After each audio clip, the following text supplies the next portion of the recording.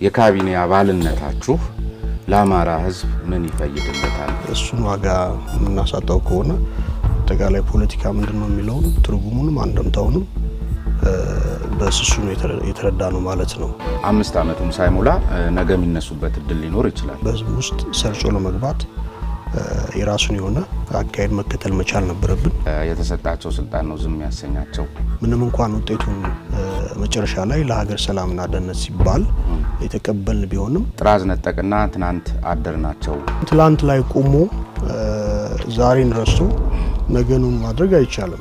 ትክክለኛ ግምገማ ነው ብዬ አልወስድም። ከአማራ ብልጽግና ጋር እንደዚህ ተግባብታችሁ የሰራችሁበት እድል በስፋት እንደነበረ አማራ ክልል እንደ ክልል ትግራይ ክልል ያደረሰበትን ወረራ ለመቀልበስም ፍላጎት ቁርጠኛ ፍላጎት ነበረው ብዬ አላምንም። ይሄን አርብስብሽ ማለት አልፈልግም። ያወጣጡ ፍጥነት ነው የሚልም ነገር ሲነሳ ነበርና የወራሪ ኃይል ስትሬች አርጎ ረጅም ርቀት እሺ እንግዲህ አዲስ የለውጥ ስርዓት ከተመሰረተ ወይም ደግሞ ከተጀመረ ነው ከ3 ዓመታት በላይ ሆኗል። ይሄ ለውጥ እንዲመጣ ደግሞ በርካታ መስዋዕትነትን በርካታ ውጣ ውረዶችን ካለፉት መካከል እንደ ፓርቲ አብን በግንባር ቀደምትነት ይጠቀሳል። እንደዚሁም ደግሞ ወክሏለሁ የሚለው ማህበረሰብም በተመሳሳይ በግንባር ቀደምትነት የሚጠቀስና ከፍተኛ መስዋዕትነት የከፈለ መሆኑ ይታወሳል። ስለዚህ ማህበረሰብ በከፈለው መስዋዕትነት ልክ ይሄ ለውጥ እንዲመጣ የሚፈልጋቸው ምክንያቶች ነበሩት። እነዚህ ጥያቄዎች በምን ያህል ደረጃ ተመልሰውለታል? አብን ይሄን ገምግሟል ወይ? አመሰግናለሁ ስሜነህ። እንዳልከው እንግዲህ የአማራ ብሔራዊ ንቅናቄ ከተመሰረተ ጊዜ ጀምሮ ጠንካራ ትግል ሲያካሄድ ቆይቷል። ይህ ትግሉም የአማራ ህዝብ ያሉት በርካታ ጥያቄዎች አሉ። መሰረታዊ ጥያቄዎች እነሱ መልስ ያገኙ ዘንድ የሚደረግ ትግል ነው። ምስረታ ካረግን ከ2010 ሰኔ ጀምሮ ትግል ብናረግም ግን የአማራ ህዝብ አጠቃላይ ከዛ ቀደም በነበሩት 27 ዓመታት ሙሉ እንደዚሁም ከዛም በፊት ጥያቄዎችን አንግቦ ትግል ሲያረግ የኖረ ህዝብ ነው፣ እንደ ሌሎች የኢትዮጵያ ህዝቦች ሁሉ ማለት ነው።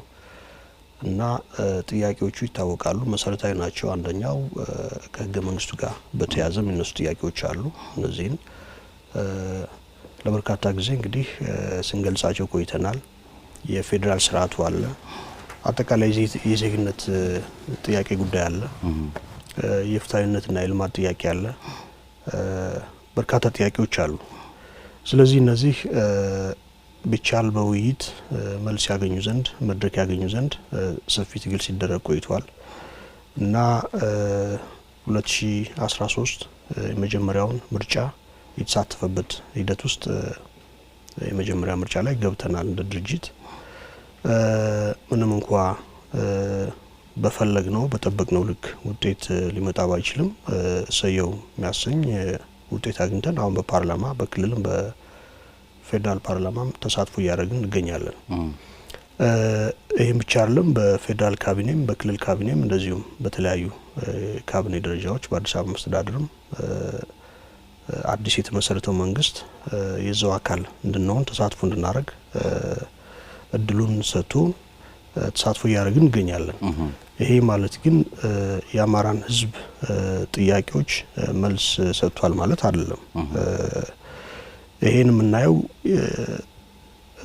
ጠቅላይ ሚኒስትር አብይ አህመድ የሚመሩት መንግስት ወይም እሳቸው ለውጥ እንዲመጣ ቁርጠኛ ፍላጎት እንዳላቸው የምንገነዘብበት ጉዳይ ነው። ለውጥ እንዲመጣ ለወደፊት የጋራ ሀገር እስከሆነች ድረስ በጋራ መስራት ሀሳቦች ካሉ ሀሳቦችን እንድንወያይባቸው እድል ተፈጥሮ ተወያይተን ተከራክረን መፍትሄ እንዲያገኙ የመጀመሪያውን እድል የፈጠረ ታሪካዊ ሂደት ነው ብዬ እሱን ዋጋ መስጠት ፈልጋለሁ። ቀላል ጉዳይ አይደለም ይሄ። እንግዲህ እኔ ባለኝ ትውስታ እንዲህ አይነት እድል ለተፎካካሪ ፓርቲዎች ተፈጥሮ በጉዳዮች ላይ ቁጭ ብለው እንዲወያዩ በውሳኔ ላይ እንዲሳተፉ የሆነበትን የታሪክ ሂደት አላውቅም። ስለዚህ ይህን ዋጋ የምንሰጠው ሆኖ ግን ይሄ ማለት የአማራ ህዝብ ጥያቄዎች ተመልሰዋል ማለት አይደለም። የካቢኔ አባልነታችሁ ለአማራ ህዝብ ምን ይፈይድለታል? እንዲያውም እንወክላለን የምትሉትን ህዝብ ታግላችሁ ለማታገል የምታደርጉትን ጥረት ዲስፋንክሽናል ያደረገ ሹመት ነው እንጂ ለአማራ ህዝብ የናንተ አሁን በካቢኔ አባልነት ተሳትፏችሁ ወደ ኋላ እናነሳዋለን ከአካታችነት ፖለቲካ ጋር አያይዘን ምን ጥቅም አለው?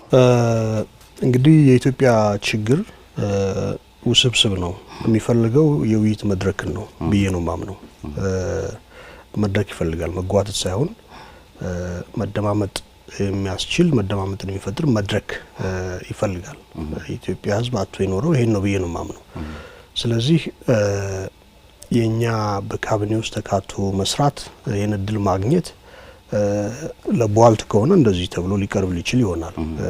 ዋጋውን አንደርማይን አድርጎ እናንተ በዛ ውስጥ መገኘት ምን ፈየደ ተብሎ ባጭር እንደዚህ ሊገለጽ ይችል ይሆናል። በመንግስት ስራ መጠመድ የአማራ ህዝብ ፍላጎቶች በመንግስት የስራ ሂደት ውስጥ መልስ ሊያገኙ ይችላሉ። እሱን ዋጋ የምናሳጣው ከሆነ አጠቃላይ ፖለቲካ ምንድነው የሚለውን ትርጉሙንም አንደምታውንም በስሱ ነው የተረዳ ነው ማለት ነው። ፖለቲካ ሲባል እንግዲህ ተሳትፎም ጭምር ነው፣ ውክልናም ነው፣ ተሳትፎም ጭምር ነው። አንድ ህዝብ ድምጹን ማሰማት የሚችልበት የተሳትፎ መድረክ ካላገኘ ባይተዋር ነው የሚሆነው። ስለዚህ አንድ እርምጃ ወደፊት የተራመደ ሁኔታ ተፈጥሯል ብዬ አምናለሁ። ዛሬ ላይ ስለ ኢትዮጵያ አጠቃላይ ማህበራዊ ፖለቲካ ምን ይታሰባል፣ ምን ይደረጋል፣ አጀንዳዎቹ ምንድናቸው የሚሉትን ለማወቅ ብቻ ሳይሆን በዛ ውስጥ ተሳታፊ ለመሆን እድሉን አግኝተናል። ይሄንን ማድነቅ መቻል አለብን፣ ዋጋ መስጠት መቻል አለብን። ስለዚህ ለውጥ ምለው ከዚህ አንፃር ነው፣ ለውጡን የምንረዳው ከዚህ አንፃር ነው። ለወደፊት ኢትዮጵያ የተሻለች እንድትሆን በር ከፋች የሆነ ፍላጎት ያሳየ የታሪክ ሂደት መሆኑን እገነዘባለሁ። ስለዚህ ዋጋውን በዛ ልክ አፕሪሼት ማድረግ ያስፈልጋል። በካቢኔ አባልነት የአማራ ህዝብ ድምጽ ሊሰማ የሚችልበት እድል አለ ብለውኛል። መገለጫው እንዴት ድምጽ ሊሰማ የሚችለው በምክር ቤት እንጂ በካቢኔ አባልነት ነው ብለው ብዙ ሰዎች አይወስዱም።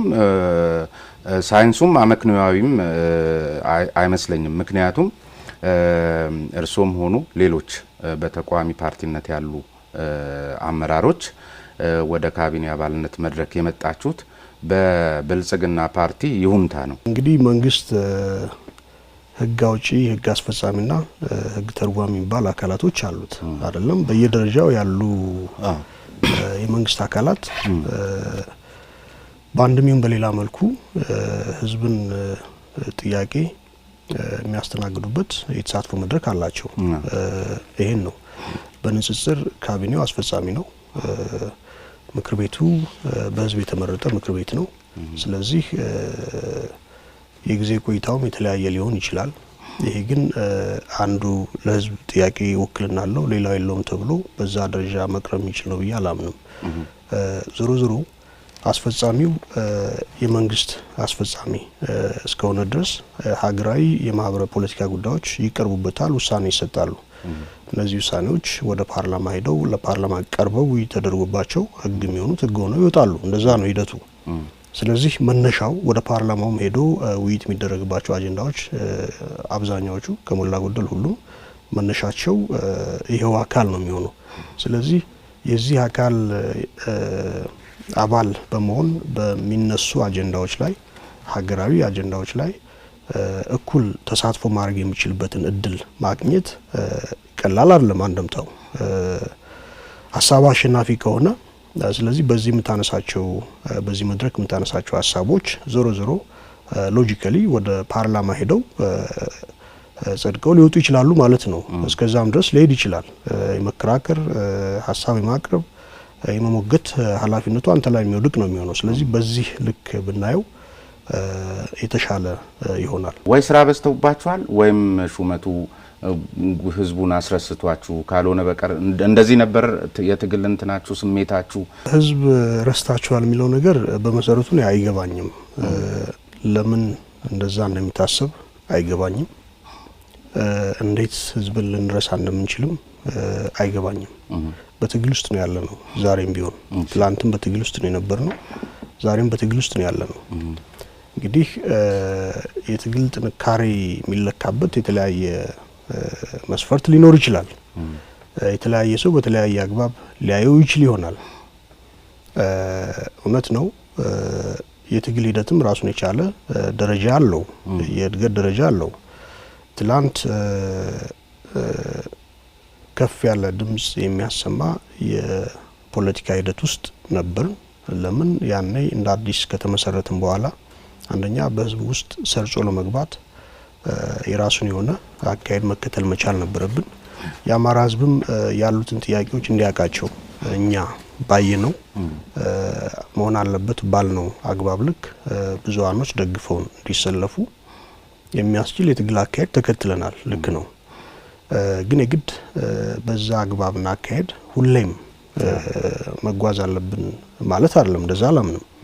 የትግል ሂደት ራሱን የቻለ በተለያየ ጊዜ የተለያየ ሞዳሊቲ ሊኖረው ይችል ይሆናል። እንደዛም አለው ብዬ አምናለሁ። ስለዚህ ቅድመ ምርጫ የነበረ አካሄድ ድህረ ምርጫ ላይ እንደዛ ሊሆን ይችላል ተብሎ መጠበቅ አለበት ብዬ አላምንም። ግን ዋናው ነገር ዞሮ ዞሮ ትላንት የነበሩት ጥያቄዎች የአማራ ህዝብ ዛሬም አሉት። የኢትዮጵያ ህዝብ ትላንት የነበሩት ጥያቄዎች ዛሬም ይኖሩታል። በዚህ ረገድ ጥያቄዎቹ መልስ አግኝተዋል ተብሎ ትግል ትተን የተቀመጥንበት ሁኔታ የለም። ይሄን ግልጽ ማድረግ አስፈላጊ ይመስለኛል። ዛሬም አብን ትግል እያደረገ ያለ የፖለቲካ ፓርቲ ነው። በእርግጥም ሹመት የሚለውን እንተውና የመንግስት ኃላፊነት ሲሰጥ ለአብን አመራሮች እንደዚሁም ለሌሎች የተፎካካሪ ፓርቲ አመራሮች ሲሰጥ እውነት ነው ስለተፈለገ የተሰጠ እንደሆነ ባምንም፣ ግን ደግሞ ላደረግነው ትግል እውቅና መስጠትም ነው። ህዝቡ ላደረገው አባላችን ደጋፊያችን ላደረገው ትግል ኢትዮጵያ የተሻለች ሀገር ትሆን ዘንድ የተሻሉ ሀሳቦችን ወደፊት በማምጣት ሀሳቦችን እንወክለዋለን ከምንለው ህዝብን ባለፈ ሰፊው ኢትዮጵያ ህዝብ እንዲቀበላቸው ለማድረግ ቀላል የማይባል ስራዎች ሰርተናል። ስለዚህ ለዛ እውቅና መስጠትም እንደሆነ አድርጌ ነው የምገነዘበውና የህዝብ ትግል ረስተዋል የሚባለው ይሄ እንደው ተቀባይነት አለው። ለይቶ የአማራን ህዝብ ጥያቄ ከኢትዮጵያዊነት ወይም ከኢትዮጵያ ህዝብ ጥያቄ ጋር ሳይሆን ለብቻው እንደ ዘውግ ነጥሎ ያለ ማንሳትና ለኢትዮጵያ ብቸኛ ተቆርቋሪ በመሆን ሀገረ መንግስቱ እንዳይፈርስ እያሉ እንዲወለም ዘለም የሚሉትና እሱን በራሱ ለይቶ አለመጓዝ አንዱ ችግር ነው። ይሄ ግምገማ በመሰረቱ ትክክል ነው ብዬ አላምንም። የአማራን ህዝብ ከኢትዮጵያዊነት ነጥለህ ክሊርሊ እንደ ዲስቲንክት የሆነ ራሱን ችሎ እዛ የቆመ ኢትዮጵያዊነት ብቻውን እዛ የቆመ ከአማራነት ተነጥሎ ወይም ሌላ የብሔር ማንነት ከኢትዮጵያዊነት ተነጥሎ የቆመ ነው የሚል ግምገማ የለንም። እንደዛ አይደለም። በተለይ እንደ የአማራን ህዝብ እንደሚያታግል የፖለቲካ ድርጅት ይህን ጉዳይ በዛ ልክ አናየውም። ጉዟችን የተደባለቀ መሆኑ አይቀርም። እንደዛ መሆኑ አይቀርም። ስሜነ አማራ በኢትዮጵያ በሁሉም የኢትዮጵያ ክፍሎች የሚኖር ህዝብ ነው። ኢትዮጵያዊ ህዝብ ነው። ይሄን አደብዘን ምናየው ሀቅ አይደለም፣ የጎላ ሀቅ ነው። ኢትዮጵያዊ ህዝብ ነው። በአማራነት እንድንደራጅ ምክንያት የሆኑ ታሪካዊ ጉዳዮች አሉ፣ ታሪካዊ ምክንያቶች አሉ። በአማራነት ስንደራጅ ከኢትዮጵያዊነት በመውረድ ወይ በማፈግፈግ ወይ በመሸሽ አይደለም። ይሄን ደጋግመን ብለነዋል። በኢትዮጵያዊ ማዕቀፍ በኢትዮጵያዊነት የፖለቲካ ማዕቀፍ ውስጥ የአማራ ጥያቄዎች ሊመለሱ ይችላሉ። በሙሉ አይመለሱም ተብሎ ሊቀመጥ አይችልም። ግን ዛሬ ላይ መሬት ላይ ያለው የፖለቲካ ማደራጃ ህገ መንግስቱም የተቃኘበት አጠቃላይ መንፈሱ ፖለቲካዊ መንፈሱ ብሔር ስለሆነ እንደ አማራ ተደራጅቶ ትግል ማድረግ ጊዜው የሚጠይቀው ጉዳይ ነው። አንዱ ጋር ለምን አትረግጡም እኮ ነው አሁን ጥያቄው። ለምን ረግጣለን? ለምንድነው እንድንረግጥ የሚያደርግ? ምንድነው ድምጽ የማጣታችሁ ምክንያት ምንድነው ብላችሁ ታስባላችሁ? የተለያዩ ምክንያቶች ይኖራሉ። እንግዲህ የአማራ ብሔራዊ ንቅናቄ ከተመሰረተ ገና 4ኛ ዓመቱን አልደፈነም። በዚህ ጊዜ ውስጥ እጅግ ውጤታማ ሊባል የሚችል የፖለቲካ ትግል አድርጓል። ረጅም ጊዜ በኢትዮጵያ ፖለቲካ ውስጥ ከቆዩ ተፎካካሪ ፓርቲዎች በተሻለ መታየት በሚችል ውጤት አምጥቶ መንግስታዊ ውክልናን አስመዝግቧል። ይሄ እንደ ድል መታየት መቻል አለበት። ከዛ ባለፈ በአቀድነው ልክ ድምጽ አላገኘንም ከሆነ የተለያዩ ምክንያቶች ለዚህ አስረጅ ሆኖ መቅረብ ይችላሉ። የኢትዮጵያ ፖለቲካ እምብዛም የተለወጠ አይደለም። ስለዚህ የምርጫ ሂደቱ ምንም እንኳን ውጤቱን መጨረሻ ላይ ለሀገር ሰላምና ደህንነት ሲባል የተቀበልን ቢሆንም ግን በተለያዩ አካባቢዎች በነጻነት ተንቀሳቅሰን ምርጫ ሂደቱ እንዳንሳተፍ የሆነበት ራሱን የቻለ ኮንስትሬንት ነበረ። ይህንንም በሰዓቱ ለሚዲያም ግልጽ አድርገናል። ግን ደግሞ ምርጫ ነክ የሆኑ ችግሮችም ይፈቱ ዘንድ ሂደትን ስለሚጠይቅ ዲሞክራሲ ኤክሰርሳይዝ በእንደዚህ አይነት ኤክሰርሳይዝ ነው ዲሞክራሲ መጨረሻ ላይ በአንጻራዊነት ሊሰፍን የሚችለውና ከዚህ ቀጣዩ የተሻለ ሊሆን ይችላል። በጦርነት ሂደቱ ላይ የነበራችሁ ተሳትፎና ሚና ምን ነበር?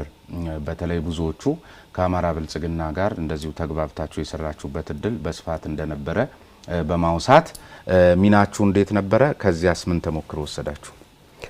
የአማራ ብልጽግና ጋር የሚለው አምኖት ሹር ባንድ ላይ ሰርተን ከሆነ አማራ ብልጽግና ተብሎ ሊያስቀምጥ በሚችል ግምገማ እርግጠኛ አይደለሁም። ህዝባችን ተወሯል። ክልሉ የሚጠበቀው ምላሽ ይዞ መጥቷል።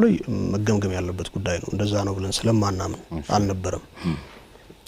ትግራይ ክልል አማራ ክልልን ሲወር የወሎ ህዝብ እንደዚሁም ወረራ የደረሰባቸው አካባቢዎች በአጠቃላይ ሊቀለበስ ይችል የነበረ መከራ እንዲሸከሙ የሆኑ ይህን ማድበስበስ አያስፈልግም። ምክንያቱም ሰፊ ችግር በህዝባችን ላይ ደርሷል። ቁርጠኝነት የአመራር ቁርጠኝነት አልነበረም ወይም ደግሞ በሚፈልገው ልክ አልነበረም። ለዛም ነው ህዝባችን ተጋላጭ ሆኖ ሰፊ ታሪካዊ ውድመት እንዲሸከም የሆነው። ይሄን ታሪካዊ ዕዳ መውሰድ ያለበት አካል መውሰድ አለበት። የማዕከላዊ መንግስቱም ከዚህ ነፃ ሊሆን አይችልም። መቀልበስ ይችል የነበረ ችግር እንዳይቀለበስ ሆኗል። ህዝብን ሞቢላይዝ አድርጎ ይሄ ሰፊ ውድመት እንዳይደርስ ማድረግ ይቻል ነበር ብዬ አምናለሁ። ግን ደግሞ እኛ ያን ችግር ቆመን ማየት ስላልነበረብን ስለማንችል በህዝባችን ላይ የተቃጣ የነበረውን ችግር በቻልነው ሁሉ ለመቀልበስ ጥረት ማድረግ ስለነበረብን ከብልጽግናም ከመከላከያም ከሁሉም ኢትዮጵያዊ ጋር በጋራ ሆነን ከአማራ ክልል መንግስትም ጭምር በጋራ ሆነን ሰፊ ስራዎችን ሰርተናል። በዚህ ሂደት ውስጥ መስዋዕትነት ከፍለናል። ልጆችን አጥተናል፣ ወንድሞችን አጥተናል። ምናቃቸው የኛ የሆኑ አባሎቻችን፣ ጓደኞቻችን በዚህ ሂደት ውስጥ መስዋዕትነት ከፍሏል። ህዝባችን ሰፊ መስዋዕትነት ከፍሏል። ሰፊ ውድመት ደርሶበታል። ስለዚህ ያን ማድረጋችን ከኛ የሚጠበቅ ታሪካዊ ኃላፊነት ነበር። ያን ባናደርግ ምንም ትርጉም የሌለው አደረጃጀት ነበር የምንሆነው። ስለዚህ ያለንን ጉልበት ያለንን ጊዜ በሙሉ ሪሶርሳችንን ጭምር በቻልነው አቅም አስተባብረን ያ ትግል እንዲቀለበስ ብዙ ነገር አድርገናል። ያንም ደግሞ መንግስት እውቅና ሰጥቶታል፣ ህዝብም እውቅና ሰጥቶታል። ይሄ ነው ምለው። ከድረ ጦርነት በኋላ ደግሞ የተለያዩ የመደበኛ አደረጃጀቶች ያልተረጋጋ ሁኔታን የሚፈጥሩበት እድል ሰፍኗል። ስርዓት አልበኝነቱ የመሳሰሉት በሚል መንግስት አንድ ነገር መሆን አለበት የሚል በርካታ ክርክሮች አሁን እየተነሱ ነው። በእናንተ በኩል ያላችሁ አረዳድ ምንድን ነው? ጦርነት ላይ ነው ያለ ነው። ህወሓት የሚባል አጥፊ ጸረ ኢትዮጵያዊ ኃይል ዛሬም አለ። ዛሬም የህዝባችን ስጋት ነው። ቀጥተኛ ቁጥር አንድ ስጋት ነው። የሀገራችን ስጋት ነው። ዛሬም ወሮ የያዛቸው አካባቢዎች አሉ። ራያ ቆቦ እኔ መጣሁበት ትውልድ ቦታዬ ወደ 6 እና ከዛ በላይ ቀበሌዎች በህወሓት ስር ነው ያለው። የራያ ህዝብ ነፃ አልወጣም። በህወሓት ግዛት ስር ነው ያለው። የአፋር ህዝብ እንደዚህ አባላ አካባቢ ተፈናቅሎ ነው ያለው። ይሄ ብቻ ሳይሆን አጠቃላይ ህወሓት የሚባለው አደረጃጀት አለ። ጦር ሰብቆ አለ። ብዙ ሺህ ሰራዊት አሁንም አሰልፎ ለውጊያ ዝግጁ ሆኖ አለ። ትላንት የፈጠረውን ውድመት ዛሬም ደግሞ ለመፍጠር ፍላጎት ያለው ኃይል አለ። ይሄ ባለበት ሁኔታ ህዝቡ ቀጥታ የህልውና ስጋት ውስጥ ያለ ህዝብ ራሱ መከላከሉ ተፈጥሯዊ ግዴታ ነው። ይሄ ተፈጥሯዊ ነው። በዛ ልክ ነው መረዳት ያለብን። ይሄን እንረዳና ከጦርነት የወጣ ሀገር ስላልሆነ ጦርነት ተቋጭቶ ሰላም እንዲፈጠር ደግሞ ፖለቲካዊ ስራዎች ደግሞ መስራት መቻል አለባቸው። ይሄንንም ዋጋ መስጠት አለብን። ካቴጎሪካሊ ይሄ ያስፈልግም ብለን ይሄኛውን የሚያስፈልገው ብለን ካስቀመጥን ግምገማችን ትክክል አይሆንም። የቸኮለ በመንግስት በኩል የቸኮለ አካሄድ እንዳለ እገነዘባለሁ። ከጦርነት ባልወጣንበት ሁኔታ ድል ሽሚያ፣ ድል ነጠቃ፣ ኢመደበኛ የሚሉ ቃላቶችን አስቀድመናል ወይም ቀድመዋል። በተለይ በብልጽግና ፓርቲ እነዚህ ቃላቶች መቅደም አልነበረባቸውም። መጀመሪያ ሀገራዊ ርብርብ በማድረግ ህወሓት የሚባለው ኃይል ሁለተኛ ለኢትዮጵያ ስጋት በማይሆንበት ደረጃ እንዲቀነስ በዛ ልክ እንዲመጣ መሰራት መቻል ነው ያለበት። እየተሰራ ነው ብዬ አምናለሁ። እየተሰራ ነው። ውጤት ዛሬ ግድ ይምጣ ካላልን በቀር ወደዛ መቋጫ እንደሚወስደን ገነዘባለሁ። ወደዛ መሄድ እንዳለብን አምናለሁ። ግን ደግሞ ከጦርነት ስጋት ህዝቡ ባልወጣበት ሁኔታ አገሪቱ ዛሬም ለሁለተኛ ጊዜ ልትጠቃ ባለችበት ሁኔታ ያድል ባለበት ሁኔታ እንደዚህ አይነት ቃላቶች ቀድመው ወደ ፖለቲካ ዲስኮርሱ ባይመጡ መልካም ነበር። ብዥታ የፈጠሩት እነዚህ ናቸው ብዬ ስለማምን ነው። ከዛ ውጭ መንግስት ደግሞ እረዳዋለሁ። ሎጂካሊ አንድ መንግስት ሀገር የሚመራ መንግስት በተቻለ መጠን አደረጃጀቶች ስርዓት ኖራቸው በሱ ስር እንዲመጡ ያለውን ፍላጎት እረዳዋለሁ። በሰላም ጊዜ እንደዛ ነው መሆን ያለበት። በሰላም ጊዜ ሰላም እንዲፈጠር ጦርነት ካለቀ በኋላ መንግስት የሚያውቀው ስርዓት ያለው ነገር እንዲኖር ያስፈልጋል እኮ። አላለቀም ካሉ ታዲያ ለምን ተረዱት ነው? እንዲህ አይነት ነገሮች ፍላጎት ቢኖር እረዳዋለሁ ከጦርነት በኋላ። ግን አሁን የቀደሙ ነገሮች የተደብላለቀ ነገር ስላየው ስለማይ እሱ የፈጠረው ብዥታ ስላለ ይሄንም ለማጥራት በቂ መድረክ ስላልተፈጠረ ችግሮች እንዳሉ ገነዘባለሁ። ከዛ ውጭ ግን አንድ ሀገር መረጋጋት እንዲኖረው ሰላም እንዲሰፍን ወጥ የሆነ አደረጃጀት ኖሮ ያም እንዲፈጠር መንግስት አሁን መደበኛ እየተባሉ የሚቀርቡትን አደረጃጀቶች ኢንጌጅ ማድረግ ነው ያለበትኝ። መደበኛ ማለት ራሱ ማን እንደሚወክልም እርግጠኛ አይደለሁም። ፋኖ ከሆነ ፋኖ ሀገር የታደገ ኃይል ነው፣ ምንም ጥያቄ የለውም። ሀገር የታደገ ሲባል ደግሞ መስዋዕትነት በመክፈል ነው። መስዋዕትነት ከፍሏል። ጓደኞቻችንን አጥተናል፣ በርካታ ህዝባችንን አጥተናል። ስለዚህ ክሬዲት ሊሰጠው የሚገባ ነው። አንዳንድ ግልጽ አለመሆን አልተጠቀሱምና እሱም ነው ውዥንብር። መከላከያን አግዞ የሀገር መከላከያ ሰራዊት በሚሰጠው ስምሪት ተገኝቶ ቦታ እየሸፈኑ እየታገሉ እየወደቁ እየጣሉ ሀገራቸውን ታድገዋል። ፋኖ ማለት ከሆነ በእርግጥ መንግስት እንግዲህ የሀገር መከላከያ ሰራዊት የሀገር ነው። አብሮት የሚሰሩ ኃይልን ስምሪት የሰጣቸው ተተኳሽ እያቀረበ ስንቅ እያቀረበ በተቻለ መጠን ምንም እንኳን ስንቅ ህዝቡም ቢሰጥም ማለት ነው። ይህንን ኃይል አሁን በጦርነት ጊዜ ልግፋ ብሎ መንግስት ሊመጣ አይችልም። ስለዚህ መደበኛ የሚለው እንግዲህ አንዳንዴ ከካድሬ ማመልጦ ወደ አደባባይ የሚወጡ ቃላቶች ይኖራሉ። አንፎርቹኔትሊ እነዚህ ብዥታ ይፈጥራሉ። ስለዚህ ደግሞ የዚህ ወረራና አሁንም ድረስ ስጋት የሆነ ኃይል በተለይ ደግሞ ዛሬ ላይ በተግባር ተፈጸመ እንጂ ሲጀመር ገና ከጥንስሱ አማራ ጠል የሆነ ትርክት የወለደው ያመጣው ጉዳይ መሆኑ ለዛሬው እዚህ ድረስ መስዋዕትነት እስኪከፈል ድረስና በርካታ ሀብት ንብረት እስኪወድም እርሶም ባሉት ልክ ቤታችን ድረስ ገብቶ ምናቃቸውን ሁሉ ድረስ እስከ መብላት የደረሰ ጉዳይ እንዲፈጸም ቁንጮ የነበሩ አካላት መፈታታቸው ምን ስሜት ፈጠረቡት? ብዥታውን አንደርስታንድ አደርጋለሁ። የህዝቡን ፍራስትሬሽን አንደርስታንድ አደርጋለሁ። የህወሓት ቱባ የነበሩ ሰዎች ተይዞ የነበሩ መፈታታቸው የፈጠረውን ድንገተኛ ፍራስትሬሽን እረዳዋለሁ።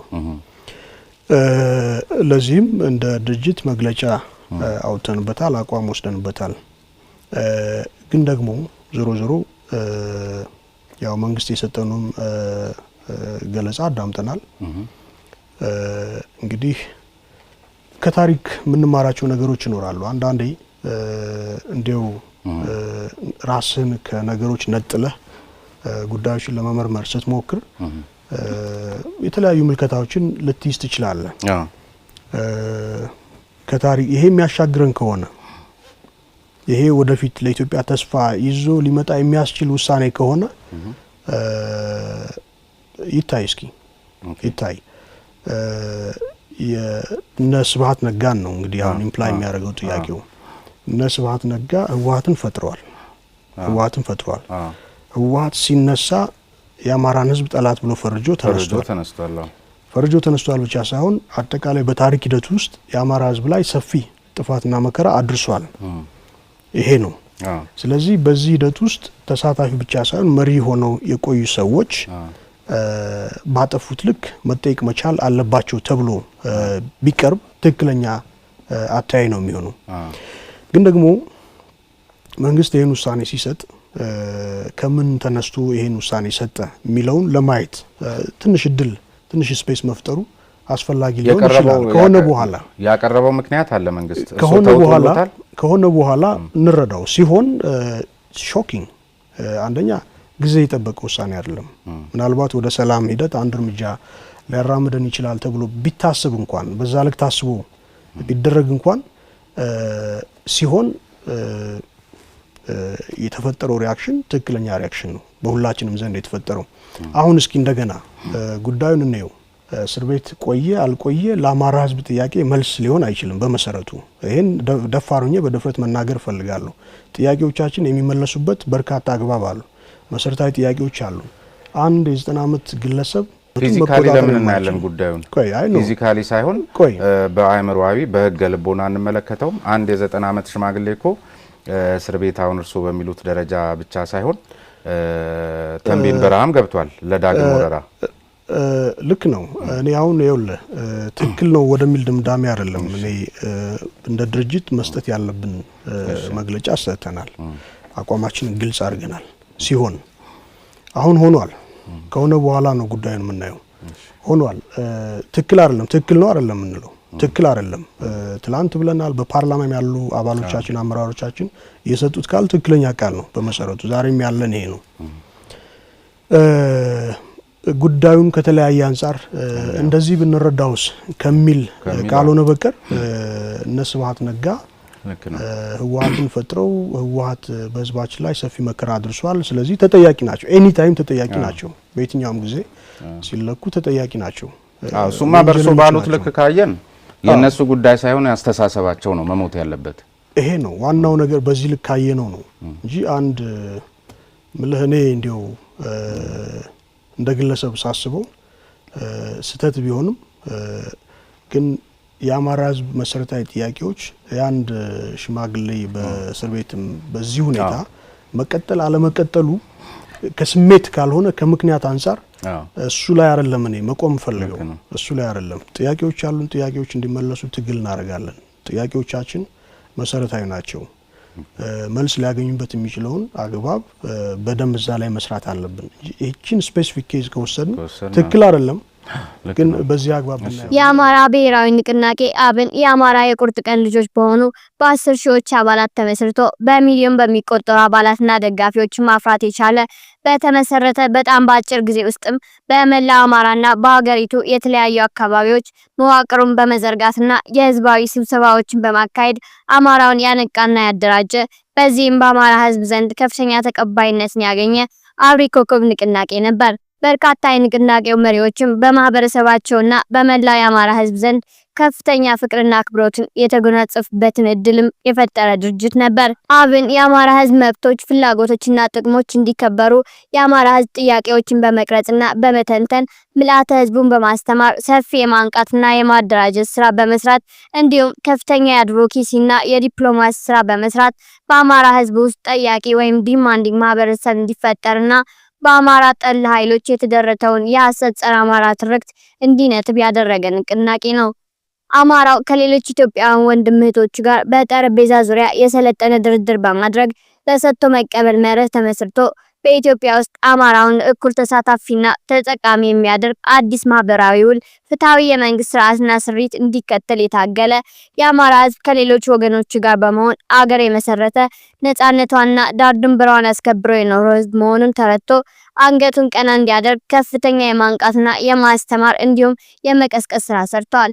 ምንም እንኳ በወቅቱ የነበሩ አመራሮች ከብልጽግና ፓርቲ ጋር በነበራቸው የስልጣን ዳረጎት መግባቢያ አንደርስታንዲንግ መሰረት ምርጫ 2013 በተጠናና በተቀናጀ መንገድ የአብን እጩ ተወዳዳሪዎች ምርጫውን እንዲያሸንፉና ያሸነፉባቸው አካባቢዎች በግልጽ ውጤታቸው መገልበጡም በመረጃ ተሰንዶ ቢቀርብላቸውም ከፍተኛ አመራሮች ለቦርድም ሆነ ለፍርድ ቤት የረባ ቤቱታና ክስ ሳያቀርቡ ተድበስብሶ እንዲታለፍና በ5 ወንበር ብቻ እንዲወሰን ሸፍጥ ቢፈጸምበትም ቅሉ 5 የፌዴራል እንዲሁም 13 የአማራ ክልል ምክር ቤት ወንበሮችን በመያዝ በፌዴራል ፓርላማም ሆነ በአማራ ክልል ምክር ቤት ከገዢው ፓርቲ ቀጥሎ ብዙ መቀመጫዎችን ያሸነፈ ዋነኛ ተቃዋሚ ሆኖ መቀጠሉም የሚታወቅ ነው። ምርጫ 2013ን ተከትሎ የስልጣን ዳረጎት የተሰጣቸው የንቅናቄ አመራሮች የፓርቲው ምልዓተ ጉባኤ ስራ አስፈጻሚው ብሔራዊ ምክር ቤትም ሆነ ጠቅላላ ጉባኤው ሳይበክርበትና ሳይወስን በጓሮ በር በኩል በየተራ የሾለኩ ስልጣን ተቀብለው ድርጅቱን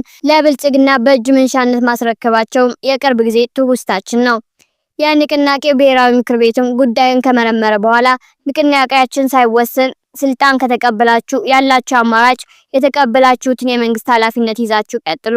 የፓርቲው ኃላፊነት ግን ከፍተኛ ጊዜ ጉልበትና ትኩረት የሚጠይቅ ስለሆነ የንቅናቄውን ስራ ደርባችሁ ማከናወንም የፓርቲውን ስራ ስለሚጎዳ የንቅናቄውን ኃላፊነት በሙሉ ጊዜያቸው ለሚሰሩ አዳዲስ አመራሮች አስረክቡና በብሔራዊ ምክር ቤት አባልነት ቀጥሉ ወይም ደግሞ የመንግስት ስልጣን ለቃችሁ በፓርቲ ኃላፊነታችሁ ቀጥሉ የሚል አማራጭ በብሔራዊ ምክር ቤቱ ቢቀርብላቸውም አሻፈረኝ ብለው የፓርቲው ስራ እንዲዳከም በህዝባችን ዘንድ የነበረው ቅቡልነት እንዲወርድና ፓርቲው በምርጫ ቦርድ አዲስ አዋጅ ቁጥር 1162 2011 ዓ.ም መሰረት የሚጠበቅበትን ጉባኤ እንዲያደርግ እግር ከውርች ተጠንፍንጎ 5 ዓመታትን እንዲያሳልፍ አድርጎታል። የካቲት 12 ቀን 2012 ዓ.ም ከተካሄደው ሁለተኛ ጠቅላላ ድርጅታዊ ጉባኤ በኋላ በ2014 ዓ.ም በባህር ዳር ጉባኤ ለማካሄድ ተሞክሮ ነበር። በዚህም የድርጅቱ ብሔራዊ ምክር ቤትም በቀጣይ ቀን የተሰበሰበው ጠቅላላ ጉባኤም ከፍተኛ አመራሩ ከመንግስት ስልጣን አንለቅም ስላላችሁ የፓርቲ ስልጣን ለአዲስ አመራሮች አስረክቡ ብሎ ወጥሮ ሲይዛቸው ከፓርቲ ኃላፊነት ከተነሳን ከመንግስት ስልጣናችንም ያነሱናል በሚል ስጋት እንዲሁም በሚዲያ ስማችን እየተጠለጠለ ባለበት ጊዜ እንድንለቅ መገደድ የለብንም፣ የ3 ወር ጊዜ ይሰጠንና በ3 ወር ውስጥ እንደገና ጉባኤ አድርገን አዲስ አመራርን ተካ የሚል ተማጽኖ አቀረቡ። በሌላ በኩል ደግሞ አንዳንድ የጠቅላላ ጉባኤ አባላት ዛሬ ካልወረዳችሁ ሙተን እንገኛለን በማለት በፈጠሩት ሰጣ ገባ ምክንያት ጠቅላላ ጉባኤው በአግባቡ ሳይቋጭ እንዲበተን በማድረግ የአብን ድርጅታዊ ህልውና ከድጡ ወደ ማጡ እንዲገባ ተደረገ። ሁለቱን ጫፎች ለማስታረቅና 3 ወር ታግሰን የአመራር መተካካቱ የሚሳካ ከሆነ እንሞክረው በሚል በግሌ እንባ ያነባው ጭምር ጉባኤ ላይ ለምኛለሁ። የግል ፍላጎታችንና የተወጠረው ይጓችን ከህዝባችን ፍላጎት አንጻር ኢምንት መሆኑን ለማስረዳት ያደረግነው ውትወታና ልመና ሰሚ አላገኘም።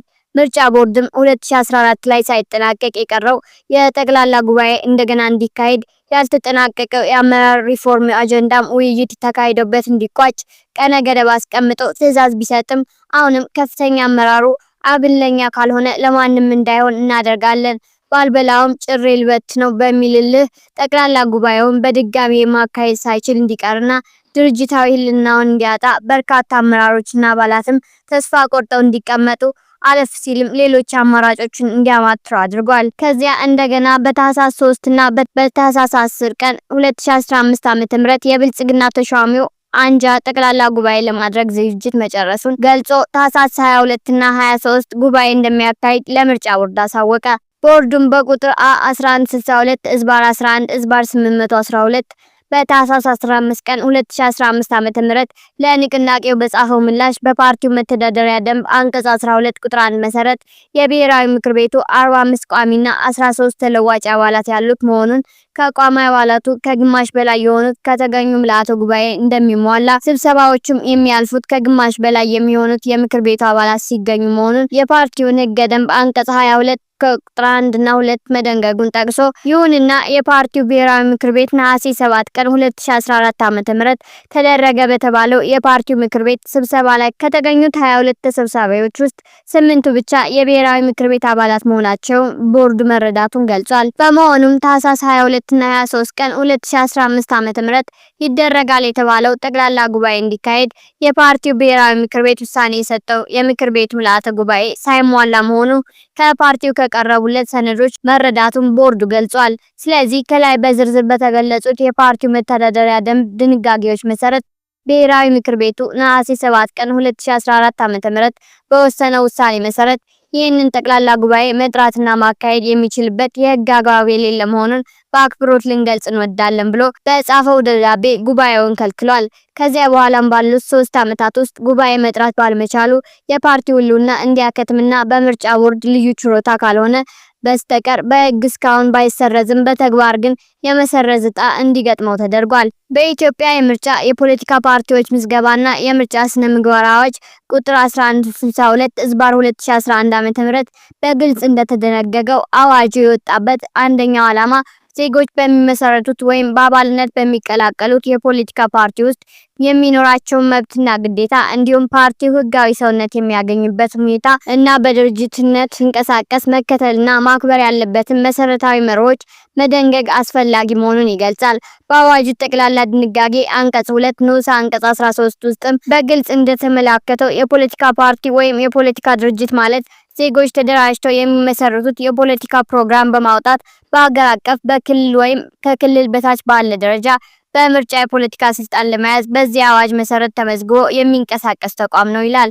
በአዋጁ ምዕራፍ 2 ስለ ፖለቲካ ፓርቲ ምዝገባ በሚደነግገው አንቀጽ 66/1 ላይ ደግሞ ማንኛውም የፖለቲካ ፓርቲ በኢትዮጵያ ውስጥ በፖለቲካ ፓርቲነት ለመንቀሳቀስ የሚችለው በአዋጁ መሰረት በቦርዱ ተመዝግቦ የህጋዊ ሰውነት ማረጋገጫ የምስክር ወረቀት ሲያገኝ ብቻ እንደሆነ ተደንግጓል። በአዲስ የፖለቲካ ፓርቲዎች ምዝገባና የምርጫ ስነ ምግባር አዋጅ ቁጥር 1162/2011 ዓ.ም መሰረት ነባር ሀገራዊ ፓርቲዎች የሚጠበቅባቸውን 10,000 አባላት ፊርማ የተሻሻለ የፓርቲ ህግ ደንብ እንዲያስገቡና ከ500 ሰው በላይ የመስራች ፈራሚዎች 5% የጉባኤ ተሳታፊዎች በተገኙበት እንደገና ጉባኤ አድርገው እንዲመዘገቡና ህጋዊ ሰውነት አግኝተው እንዲንቀሳቀሱ በተጣለባቸው የግዴታ የድጋሚ ምዝገባ መሰረት አብን በምርጫ ቦርድ በተደጋጋሚ መስፈርቱን እንዲያሟላ ቢታዘዝም ሁለተኛውን ጉባኤ ካደረገበት ከየካቲት 12 ቀን 2012 ዓ.ም ጀምሮ ሶስተኛውን ጉባኤ አደረኩበት እስካለበት እስከ ትናንት መጋቢት 28 ቀን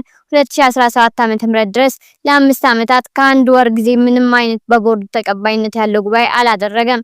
በአዲስ አዋጅ መሰረትም ህጋዊ የምዝገባ የምስክር ወረቀት አልተሰጠውም። በአዋጁ አንቀጽ 74 ላይ በግልጽ እንደተመላከተው ደግሞ አንድ የፖለቲካ ፓርቲ በህገ ደንቡ ላይ ቢያንስ በ3 ዓመት አንዴ የፓርቲው ጠቅላላ ጉባኤ ማካሄድ ያለበት መሆኑን የሚገልጽ ድንጋጌ ማካተት ያለባቸው ሲሆን በዚህ ድንጋጌ መሰረትም አንድ ፓርቲ የምዝገባ የምስክር ወረቀቱ ሳይሰረዝበት ለመቀጠል በ3 ዓመት አንድ ጊዜ ጠቅላላ ጉባኤ የግድ ማድረግ አለበት።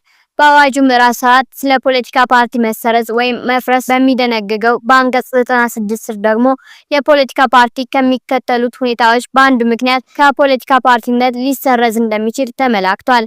እነሱም አንደኛ በፓርቲው መተዳደሪያ ደንብ መሰረት በራሱ ፍቃድ ከምዝገባ እንዲሰረዝ ሲጠይቅ፣ ሁለተኛ በዚህ አዋጅ መሰረት የፖለቲካ ፓርቲው በዚህ አዋጅና በመተዳደሪያ ደንቡ መሰረት የአባላት ጠቅላላ ጉባኤ ማካሄድ ከሚገባው ጊዜ በ3 ወር ጊዜ የዘገየ እንደሆነ እና ከዚያ በኋላ ቦርዱ በሚሰጠው የጊዜ ገደብ ውስጥ ጉባኤውን ሳያካሂድ የቀረ እንደሆነ ቦርዱ ወስኖ ያፈርሰዋል። ሶስተኛ የፖለቲካ ፓርቲው ከምዝገባ እንዲሰረዝ በዚህ አዋጅ መሰረት ፍርድ ቤት ውሳኔ ሲሰጥ ይፈርሳል ወይም ይሰረዛል። ስለዚህ ከላይ ከቀረቡት የአዋጅ ቁጥር 1162/2011 ዓ.ም ድንጋጌዎች እንዲሁም ከአብን መተዳደሪያ ደንብ ድንጋጌዎች አንጻር ከታየ አብን ከየካቲት 12 ቀን 2015 ዓ.ም በኋላ የነበረው ተጨማሪ የ3 ወር ጊዜ ብቻ ሲሆን ከግንቦት 12 ቀን 2015 ዓ.ም በኋላ ግን እስካሁን ድረስ ቦርዱ በይፋ ባይሰርዘውም በተግባር ግን ጉባኤ ማካሄድ ባልመቻሉ እንዲፈርስ ይገደዳል ወይም ፈርሷል ማለት ነው። የ3 ዓመት ከ3 ወርም ጊዜ አልፎ 1 ዓመት ከ10 ወር ተጨማሪ በጠቅላላው 5 ዓመት ከ1 ወር በቦርዱ ተቀባይነት ያገኘ ጉባኤ ሳይካሄድ የቆየን ፓርቲ ቦርዱ ሳይሰርዘው የቀረው በአራት ምክንያቶች ሊሆን ይችላል ብሎ ግምት መውሰድ ይቻላል። አንደኛው በገዢው ፓርቲ ብልጽግና ትዕዛዝ ለቀጣዩ ምርጫ የተወሰኑት አመራሮች በአጃቢነት እንዲሳተፉ ተፈልጎ ከሆነ፣ ሁለተኛው የአብን ተመራጮች በፓርላማ ውስጥ ከገዢው ፓርቲ ቀጥሎ አብላጫ መቀመጫ ያለው በምክር ቤቱ የአሰራርና የአባላት ስነ ምግባር ደንብ እንደሚጠራውም ዋነኛ ተቃዋሚ ፓርቲ የሚባለውን ፓርቲ መሰረዙ ቦርዱ የህዝብ ግንኙነት ጉዳትና ጫና ያመጣብኛል ብሎ አስቦ ሊሆን ከቻለ፣ ሶስተኛ አመራሩ በሂደት ልዩነቶችን አጥብቦ ችግሩን ፈቶ መቀጠል ከቻለ በሚል የዋህነትም ሊሆን ይችላል። አራተኛ የቦርዱ ተቋማዊ የማስፈጸም አቅም ማነስ ወይም በትኩረትና ክትትል ማነስ ምክንያት ሊሆን ይችላል። ማጠቃለያም አብን በምርጫ ቦርድ በህግ ባይሰረዝም እንኳን በተግባር ግን ጉባኤ እንዳያካሂድ ተደርጎ ሰቆቃዊ ሞት እንዲሞት የተደረገ ፓርቲ ነው።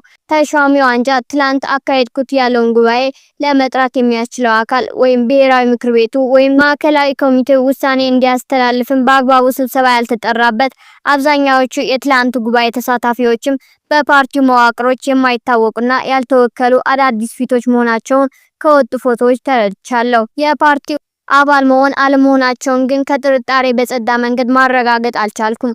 የተደረገው ጉባኤም ሆነ የአመራር ምርጫ ግን እንዳልተደረገ የሚቆጠር፣ ፓርቲውም ህልውናው እንደሌለ የሚቆጠር የጥቂት አመራሮች የስልጣንና የጥቅማ ጥቅም በተደጋጋሚ እንደምለው ከምግብ ዋስትና ማረጋገጫነት ወይም ሴፍቲ ኔት ፓኬጅ የዘለለ ፋይዳ የሌለው ድርጅት እንዲሆን በተጠና መንገድ ተደርጓል። ብዙ ዋጋ በከፈልንበት ፓርቲያችን ላይ እንደዚህ ያለ የመረረ ግምገማ ለማሳረፍ ያስገደደኝ ጉዳይ አብን መስራት የሚችለውን በወቅቱ በአጭር ጊዜ የሰራና በጥቂት የከፍተኛ አመራሩ ስህተቶች የፖለቲካ ገበያውን ወይም ፖለቲካል ከረንሲ እንዲያጣ የተደረገ፣ ከዚህ በኋላ ከመኖሩ ይልቅ ባለመኖሩ የአማራን ህዝብ የሚጠቅም ፓርቲ ነው ስለማምን ነው። የአማራ ህዝብ ባይጠቅም እንኳን የማይጎዳ ቢሆን ኑሮ የተሾሙት አመራሮች እንጀራ በልተው ቢያድሩበት በግሌ ችግር የለብኝም። የፖለቲካ ምህዳሩ ሲፈቅድ ለአማራ ህዝብ ከዚያም ባለፈ መላው ኢትዮጵያንን ታግሎ ማታገል የሚችል ድርጅት እንዴት መመስረት እንደሚቻል ማንቃት፣ ማስተማር፣ ግራስሩትስ ኦርጋናይዚንግ፣ ፖለቲኪንግ፣ ስቴትስመንሺፕ፣ አድቮኬሲ እና ዲፕሎማሲ የተማርንበት ስለሆነ አንድ ቀን ቫይብራንት የሆነ ድርጅት መመስረታችን አይቀርም። ዛሬ በእርግጥ ፖለቲካው የጠበንጃ አፈሙዝ በሆነበት ሀገር የፓርቲ ፖለቲካ ከአጭር ጊዜ አንጻር ፋይዳው ዝቅ ያለ ነው። ዘላለማዊ ክብርና ሞገስ በአብን ውስጥ በተለያየ ደረጃ ተሳትፋችሁ ውድ ዋጋ ለከፈላችሁ ጓዶቻችን። ዶክተር ደሳለኝ ጫኔ